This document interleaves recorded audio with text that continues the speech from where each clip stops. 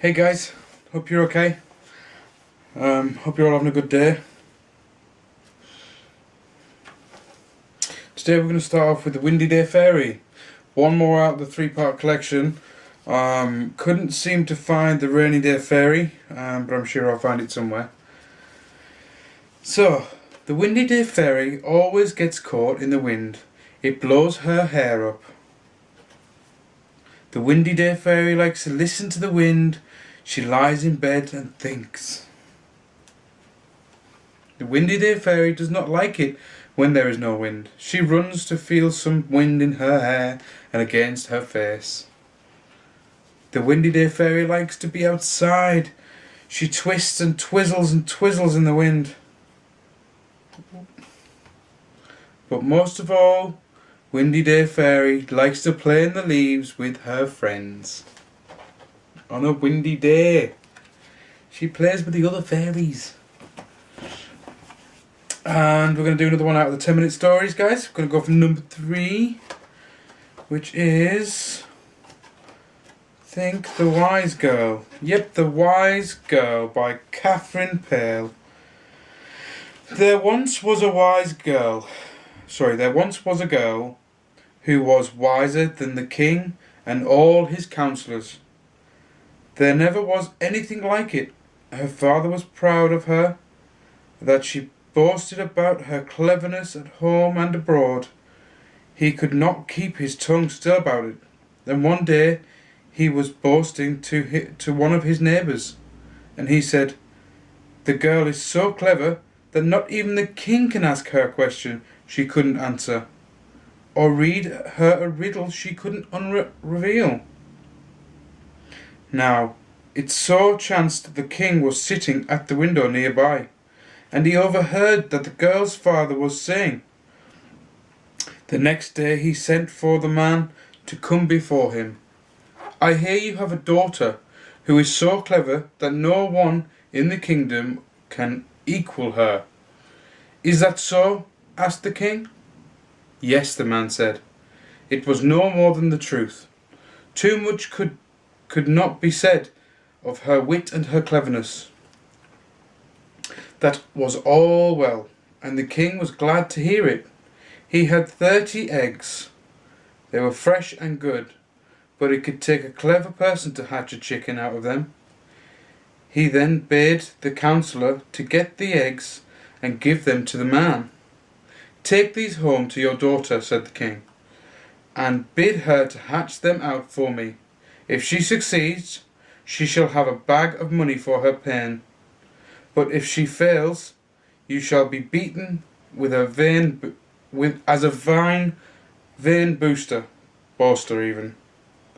boaster. Sorry, guys. The man was troubled when he heard this. Still, his daughter was so clever, he was almost sure she could hatch out the eggs. He carried them home to her and told her exactly what the king had said. It did not take the girl long to find out that the eggs had been boiled. When she told her father, he made a great to-do. That was a pretty trick of the king to have played upon him. Now he could have to take the beating, and all the neighbours would hear about it.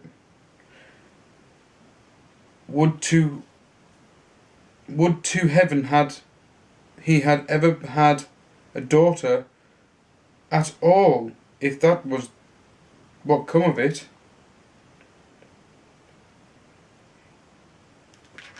I'm not sure that bit made sense, to be fair. The girl, however, told him to be of good cheer. "Go to bed and sleep quietly," she said. "I will think of some way out of the trouble. No harm shall come to you, even if I have to go to the palace myself and take the beating in your place." The next day the girl and her the girl gave her father a bag of boiled beans and told him to take them out to a certain place where the king rode by every day. "Wait until you see him coming," said she, "and then begin to sow the beans. At the same time he was to call out so loudly that the king could not help but hear him. The man took the bag of beans and went out to the field his daughter had spoken of.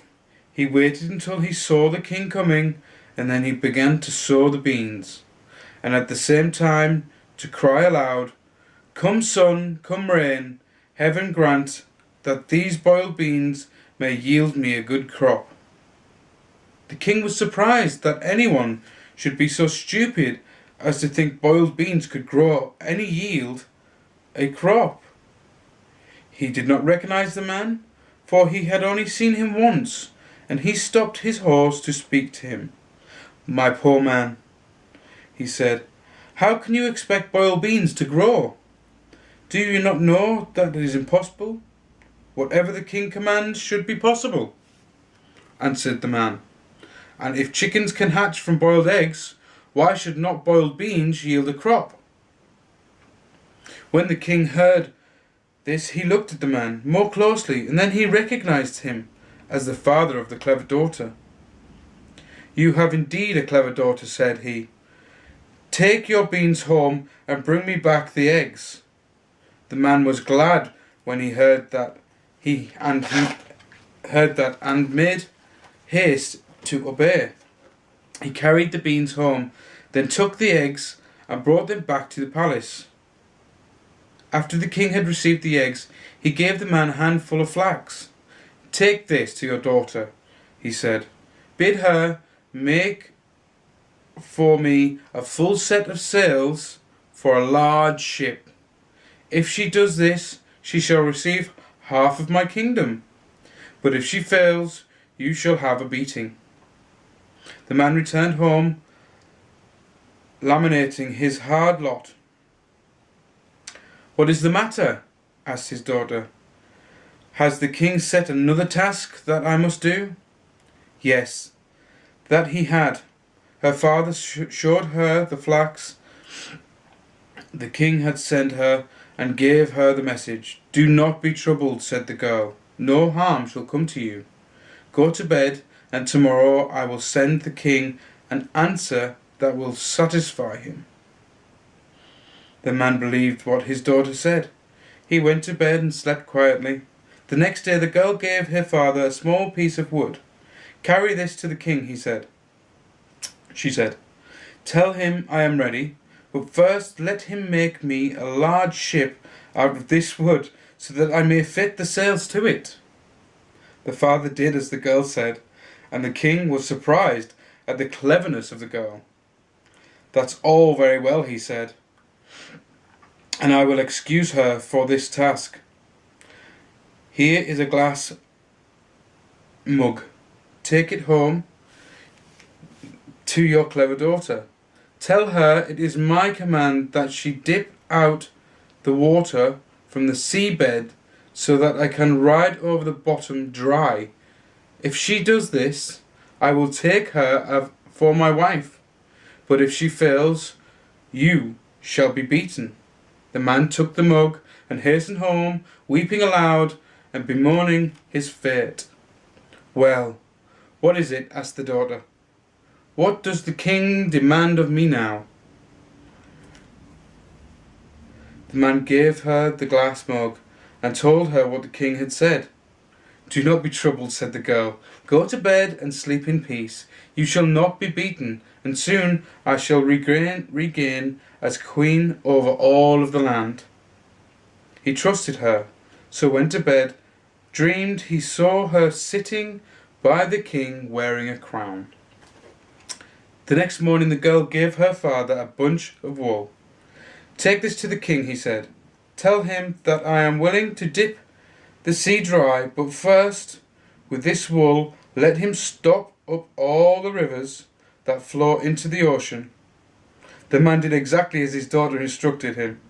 He took the wool to the king and repeated what she had said, word for word. Then the king saw that the girl was indeed a clever one, and he sent for her to come before him. She came just as she was, in her homespun dress and her rough shoes, and with a cap on her head. But for all her mean clothes, she was as pretty and fine as a flower. and the king was not slow to see it. Still, he wanted to make sure for himself that she was as clever as her message had been.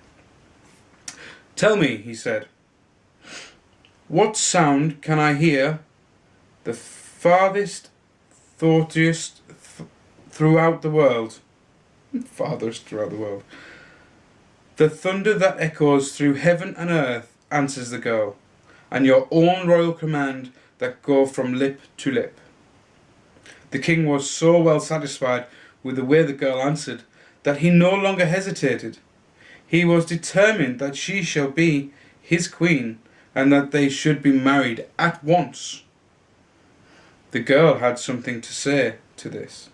"However, I am but a poor girl," she said, "and my ways are not your ways. It may well be that you will tire of me and send me back to my father's house to live. Promise that if this should happen, you will allow me to take the things that has grown most precious to me." The king was willing to agree to this. Then she and the king were married with the greatest magnificence, and she came out to live in the palace. Now, after the girl became queen, she would wear nothing but magnificent robes and jewels and ornaments, for that seemed to her only right and proper for a queen. But the king, who was a very jealous nature, thought his wife did not care at all for him, but only for the fine things that he could give her.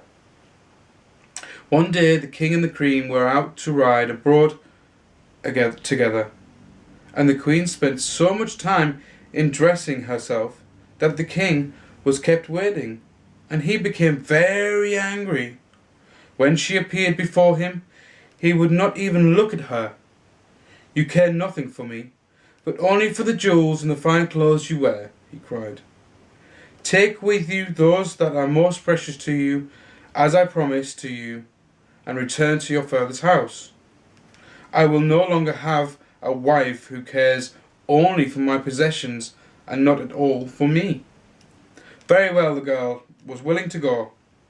"And I will be happier in my father's house than I was when I first met you," she said. Nevertheless, she begged that she might spend one more night in the palace, and that she and the king might sup together once again before she returned home.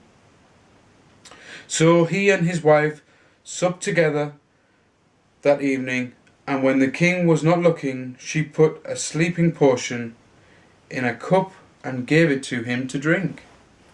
He drank it to very last drop, suspecting nothing, but soon after he sat down and sank among the cushions into a deep sleep. Then the queen ordered him to be carried to her father's house and laid in the bed there. When the king awoke, he was surprised to find himself in a peasant's cottage. The girl came to the bedside, dressed in common clothes. "What means this?" said the king. "My dear husband," said the girl, "you promised me that I might carry with me the things that had become most precious to me in the castle. That is you." The king could no longer feel angry. They returned to the palace. From then on, lived together happily. Have a good day, guys. I love you all loads, and I'll see you all soon.